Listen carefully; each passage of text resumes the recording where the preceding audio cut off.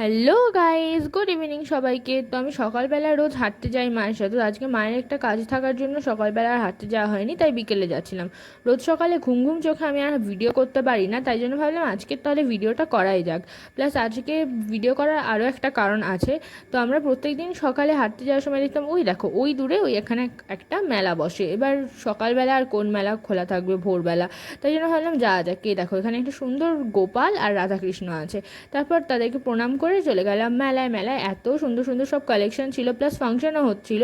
তো তখন আমরা গেছিলাম আগে, তাই ফাংশন তখনও শুরু হয়নি। ফেরার পথে একটা জায়গায় দেখলাম বাসন্তী পুজো হচ্ছে। পুজোর কথা আমি আগেই শুনেছিলাম, আমার একজন স্যার আমাকে বলেছিলেন, তার বাড়িও এখানেই আশেপাশে।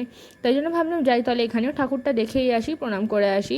দিয়ে তারপর আমি আমার ঢুকলাম ঠাকুর প্রণাম করতে। ঠাকুরটির মুখটা এত সুন্দর আর জায়গাটা খুব সুন্দর, টুনি লাইট দিয়ে সাজিয়েছিল, পুরো দুর্গাপুজোর মতো ভাইব আসছিল। হ্যাঁ, এটাও দুর্গাপুজো, কিন্তু সেভাবে তো এটাকে মানা হয় না।